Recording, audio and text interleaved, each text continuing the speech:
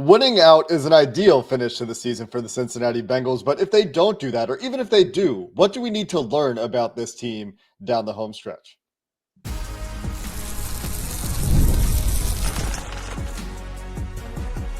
You are Locked On Bengals, your daily Cincinnati Bengals podcast.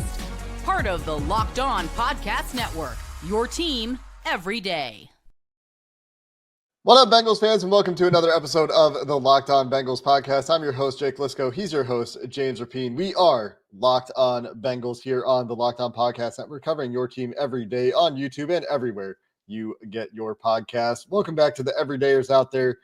Shout out to all of you who make us your first listen. We so appreciate each of you who makes Locked On Bengals part of your daily routine. And welcome into the new listeners who are looking to stay up to date on all things Bengals the rest of this season and into the off season, where we will have you covered, of course, throughout, well, the whole calendar year, quite frankly, here on Locked On Bengals. Today's show is sponsored by FanDuel, where new customers can place a $5 bet. And if you win that $5 bet, you will get $150 in bonus bets.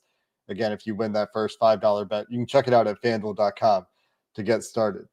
James, you're wearing sunglasses inside. Is there a thematic reason for that? What's going on? Oh, well, they happen to be on my desk, and I was like, let me throw them on. But there could be a thematic reason. It's tunnel vision to 6-0. Can the Bengals do it? Right? But no real thematic reason for it today. You might have to block out the noise if you're Evan McPherson, huh? Since I went at him a little bit. Something like that. Something like Put your blinders on. We will get to what we have to learn about this team the rest of the season. Some of the players with the most to prove, some of the answers that are most important to figuring out what this team should be doing in the offseason. Before we get there, the Bengals were back in the building on Monday. We heard from Zach Taylor. We heard from some players, including Evan McPherson, and we got some updates there, and wasn't a ton of information. And Zach Taylor preferring to wait until Wednesday to get to some of the other injuries. But Taylor did note that Sheldon Rankins, I don't know if it's the same illness or a different illness. He's dealing with an infection. He wasn't out there on Monday as the team reconvened. Orlando Brown was out there, but it's hard to say what the degree of his participation was. And Taylor said it's too early in the week to get into the status for the Bengals left tackle. Yeah, so a couple of things. One, I think the Rankins illness, it is the same illness. I was told it was pretty serious dating back to that Chargers game. Two, I'm not sure we're going to know about Orlando Brown Jr. till Friday. This could go into Saturday. And I do wonder what it's like, because this feels like, and this is just a feeling, that it's going to linger. That whatever this is, because remember, it was the calf and then the knee, and now it's listed as knee fibula. And it's just, it seems like a weird injury, Jake.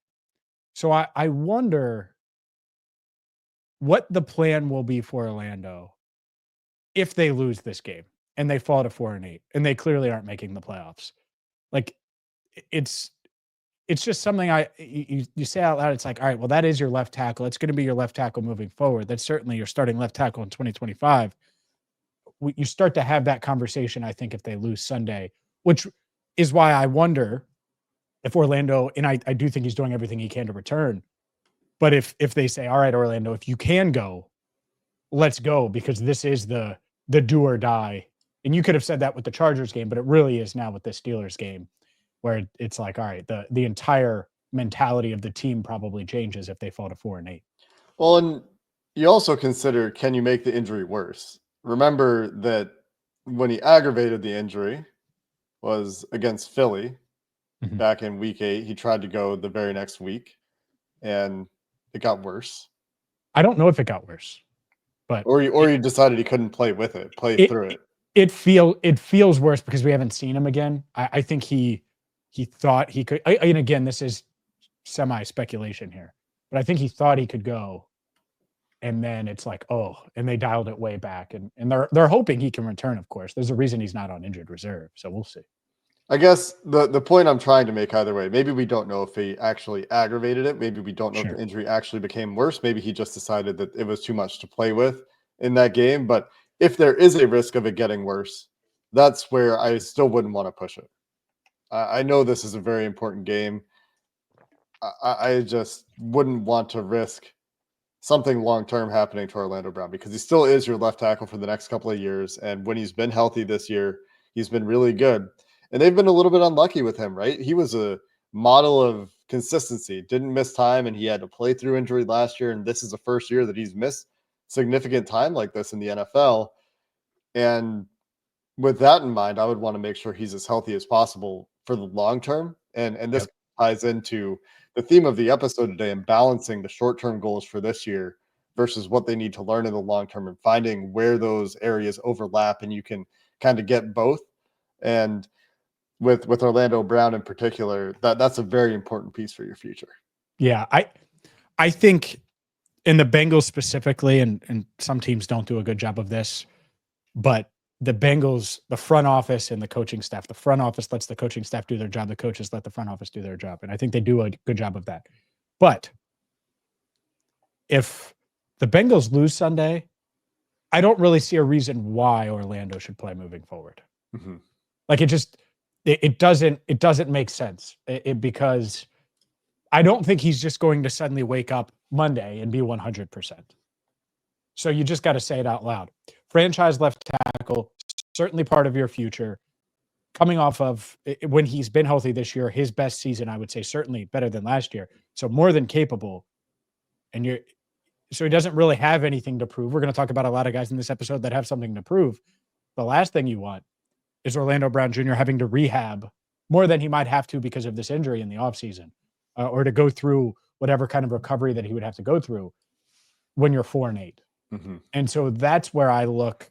Want to talk about things that I'm looking for. If they fall to 4-8, Duke Tobin, Mike Brown, Katie, Troy, whoever says, "Hey Zach, we're shutting Orlando down. He's a big part of our future. 4-8, sorry."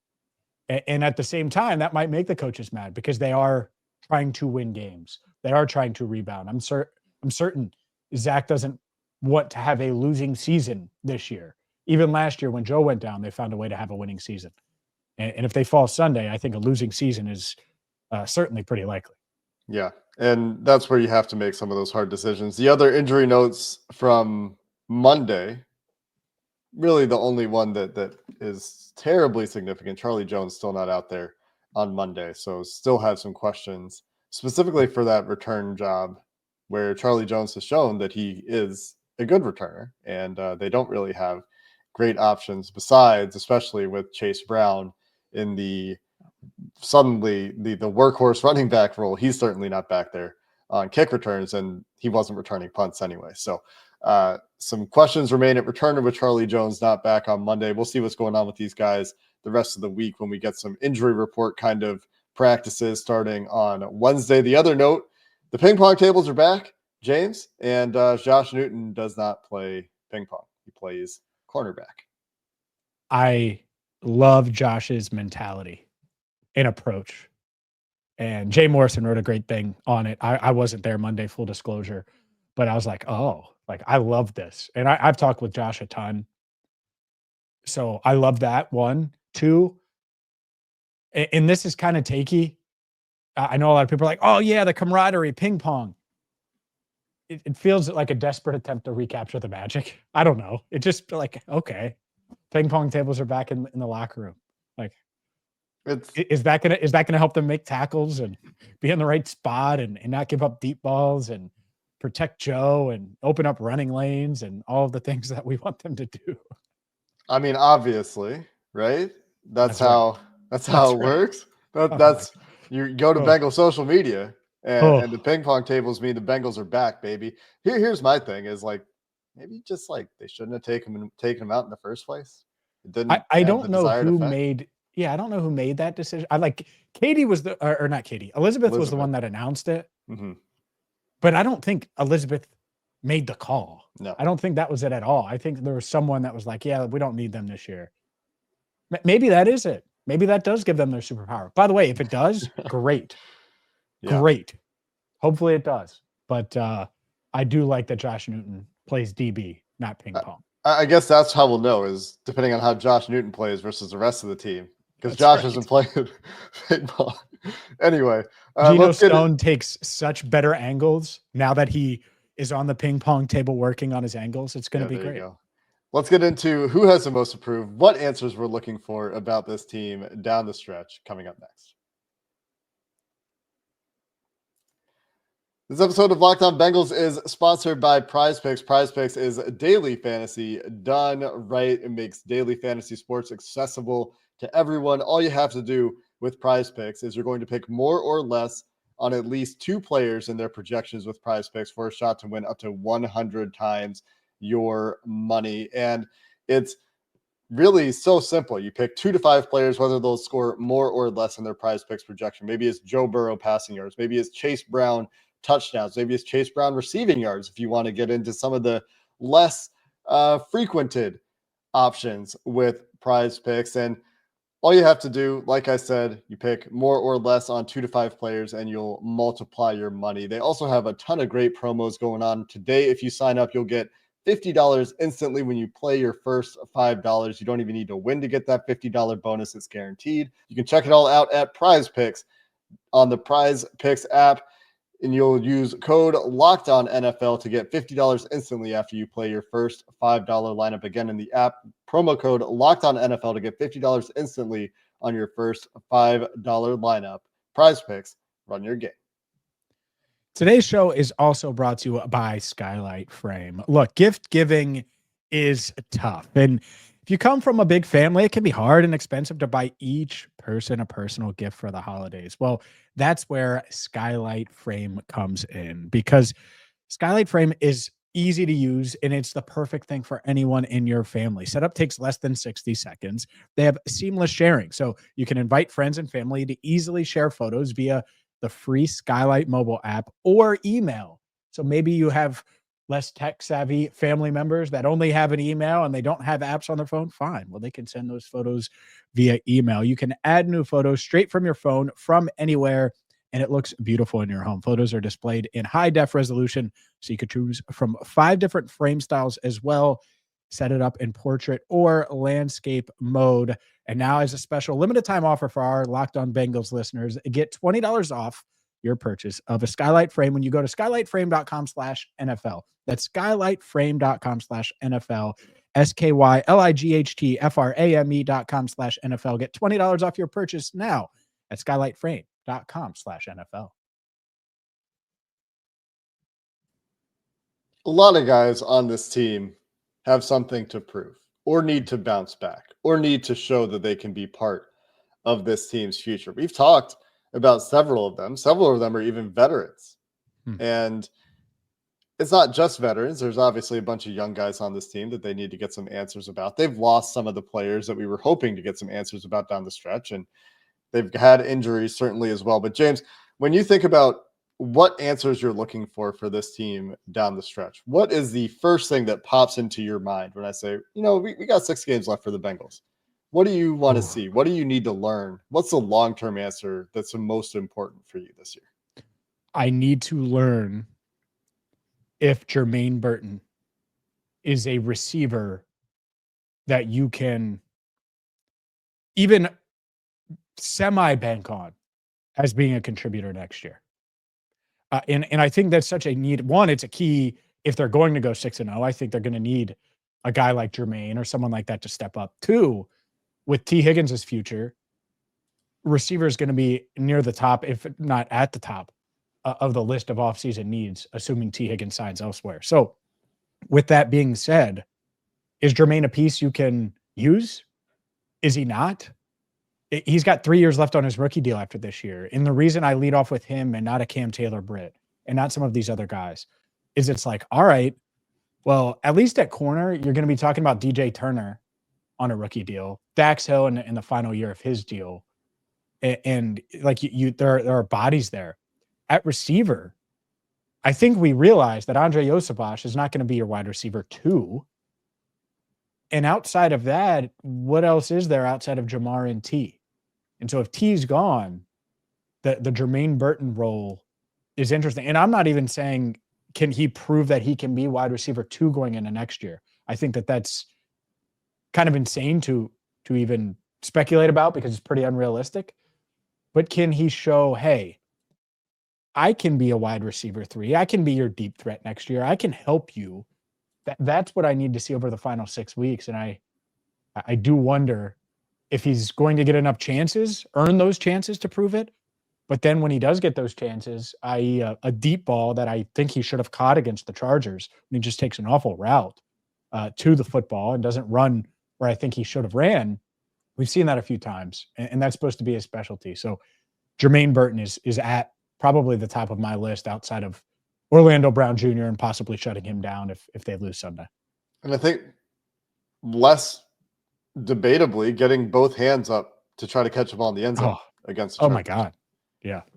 Like the deep balls, like maybe they're bad routes, maybe he's in the wrong place on the field. Probably. It's easy to speculate, right? But we don't know exactly on that one in the end zone. That one's pretty clear cut. You got to go up and it was a gotta have it play, and you mm-hmm. don't put 2 hands up. That's receiver 101, you know?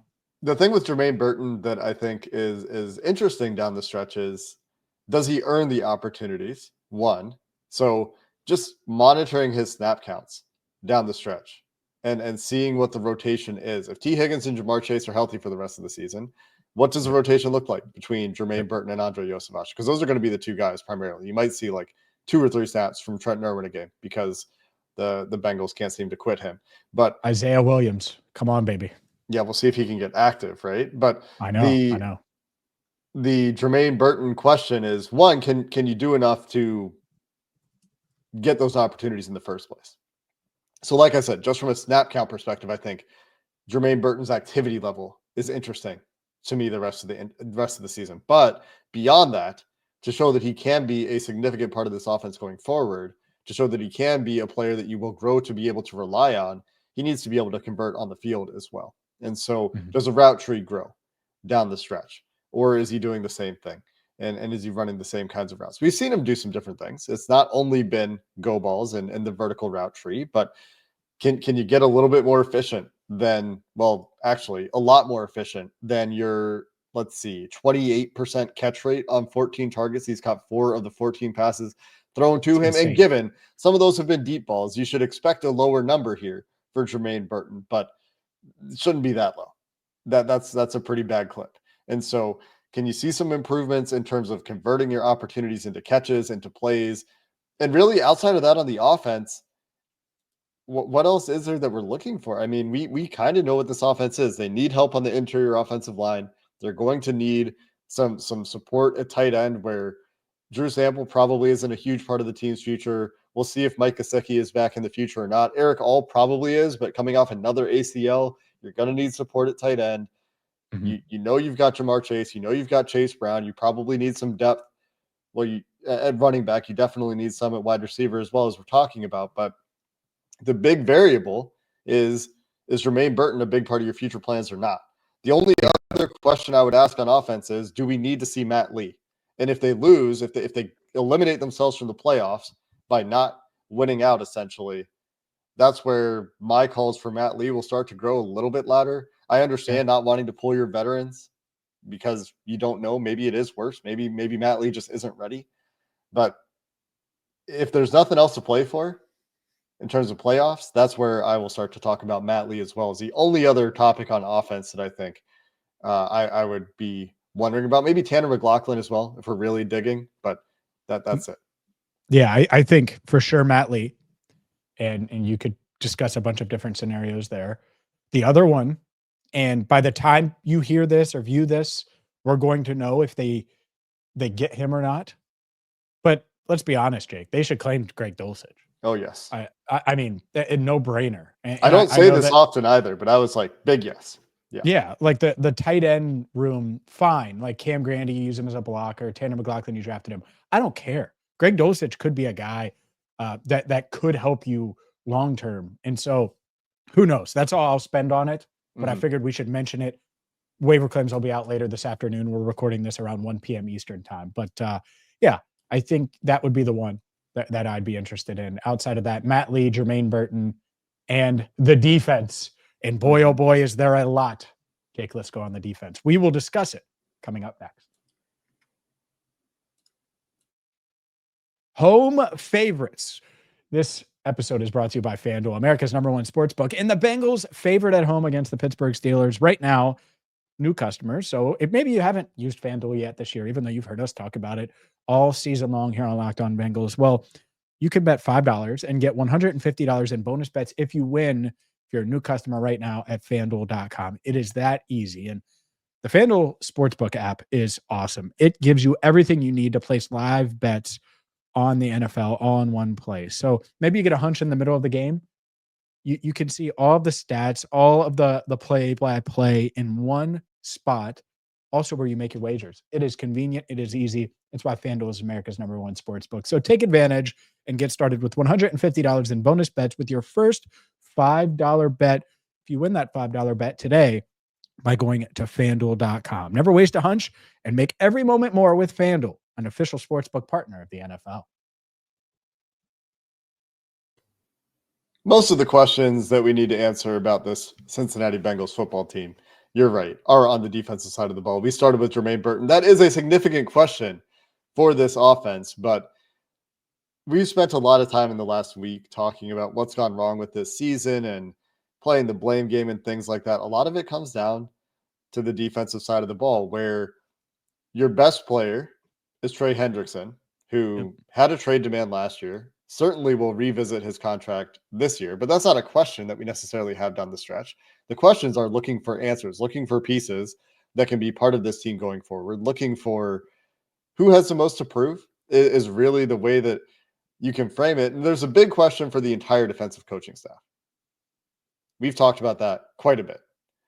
They all need to show that they can develop players, that they can put players in the right place to succeed. And the clock is very rapidly ticking for that staff in our estimation.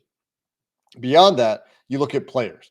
Even if they replace the coaching staff, Cam Taylor-Britt's going to be part of this team next year. And that is, I think, the big one. That is where you start. And then I think you get to some pieces in the defensive line. You can talk about Josh Newton here as well. Is there any place where you would start this question other than Cam Taylor-Britt, James? No, it is Cam Taylor-Britt. And you know what it is? It's not just him proving it to us. This is an audition for the next staff, the defensive staff, if something does happen. And I'm not saying it's going to happen, but if something does happen, you better believe that staff is going to see Cam Taylor-Britt leave Quentin Johnston wide open, a guy who couldn't catch a pass against the Ravens. It was drop city, but you left him so open that he was able to catch it last week in a crucial moment against the Chargers. So those plays that he's had, those breakdowns, they're ugly. And if a new defensive staff is coming in and they see all of that and it just continues to be bad film, we see guys get traded all. Greg Dulcich is an example of this. Is new regime comes in, doesn't work out, they're not as committed to him. Now there's injuries with Greg, but the point is if a new defensive coordinator is here, and I'm not saying it's going to happen, but if it does, you want to have 6 good games if you're Cam Taylor-Britt, showing that you can still play at a high level, because you're going to have an opportunity to start next year if you play well down the stretch here. I know that sounds wild to people, but he will, and I'll have a chance to compete for that. But I think that's what I'm looking for, and he has every reason in the world to show that. So we'll see if he can do it, because obviously his play has just fallen off a cliff this year. And the other one, just since we're talking cornerback wise, is just Marco Wilson. Obviously, we've talked about Josh Newton a few times, seeing how he does as a starter. But Marco Wilson, is he anything? Can he contribute? We'll see. But I'll be eyeing those 3 guys certainly starting on Sunday against the Steelers. Yeah, I don't have a ton of interest, I guess. I mean, we'll see if Marco Wilson can surprise. Very athletic player, has bounced around in the NFL. But on the topic of Cam Taylor-Britt, the Bengals have given up, according to PFF, 19 passing touchdowns that they've charted responsibility to an individual player for this year. There are 3 Bengals that have given up more than 1. Cam Taylor-Britt has given up 9 passing touchdowns, according to PFF charting this year, out of 19. The next highest on the team, Geno Stone and Logan Wilson, both charted with 2. That's crazy. 2. Yeah. It is. It's actually pretty insane.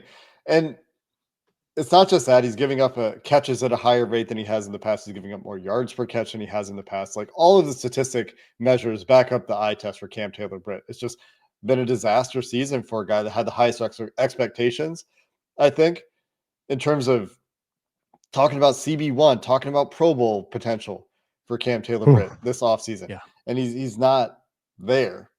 Can he get back to a level where you can have some confidence? Can he rebuild his own confidence? Can he be in the right place at the right time? Just play a more consistent brand of football. That's a massive question for a second-round pick that the Bengals traded up for a couple of years ago. And that's the theme when you look at the defensive side of the ball. To me, again, there are veterans. I think you talk about the free agent acquisitions. You talk about Geno Stone. You talk about Sheldon Rankins. You want to see more from those guys down the stretch because right now they're on the chopping block and potential cap casualties in the offseason if they don't step up their level of play, especially if they bring in a new defensive coaching staff thinking about Geno Stone. And Sheldon Rankins, I think they're both long gone if that happens, unless they play better. I mean, they both have to play better. Yeah, no, I agree. I think for in my head, I think that the current staff might have more loyalty to Geno Stone is my thought process there. Than Sheldon Rankins even, because we've heard Lou say that he thinks Geno Stone just played his best game and stuff like that. And so maybe they don't want to go through bringing in new safeties again if it's the same staff. If it's a new staff, I think both are almost certainly cut. The only complication to any of this is that the Bengals could take an Eagles-like approach and gut one side of the ball and keep one side of the ball with Zach Taylor being the head coach if they choose to go that direction. But anyway, not to get too far down that rabbit hole, there are those veterans. But beyond that, it's the draft picks, the recent draft picks, the defensive lineman, Miles Murphy. Can he get onto the field more? Can he show some development in terms of pass rush moves and pass rush prowess, converting the traits into production? Can you get a little bit more out of Chris Jenkins and McKinley Jackson down the stretch? Those young players, what can they show you down the stretch in terms of showing how they should be considered for part of this team's future? And we're talking about a very limited opportunity here. 6 games coming off the bye. That's not a whole lot of time for them to show much. But if they can get a couple of these guys to answer in the positive and show that they can be something for you in the future, that can really help shape your offseason plans.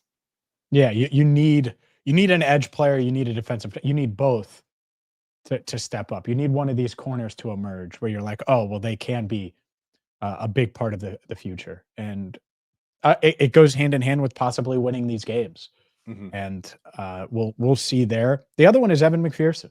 Yes, I think he has a ton to prove, ton to show, and we'll see. I feel like it's like, man, I've been as bullish on Evan as I think anyone besides maybe his wife, right, or his family, and so for him to struggle like he has, I will say, and I wasn't there Monday, but he seemed like the same guy to me, answering questions with the little, smile and all of those things. The same guy that talked after the divisional round in 2021, after the game-winning kick against the Titans, where Joe Burrow called him unbelievable. Like, he still feels like that guy. I don't think he's mentally broken, but he's got to make kicks, and it's that simple. And that'll be one of those things that I think everyone's holding their breath for every time he goes out there to attempt to kick moving forward. And that's just how it's been this year. That's a very big one. It really is. Considering the money they just paid him and everything, who would have thought we'd be sitting here talking about the questions they would have to answer in a season going astray, that Evan McPherson would be on the list, and we wouldn't be even really mentioning a punter at all, given their punter tribulations in recent years. I guess the Bengals can only have one good kicking specialist at a time. Maybe they can change that down the stretch. That's going to do it for this episode of the Locked On Bengals podcast. We'll be back with a focus on the Steelers game as we prepare to transition our focus back to the football games the Bengals will play the rest of the season here on Locked On Bengals. Until then, thanks for listening to this episode of the Locked On Bengals podcast. Hoo day, and have a good one.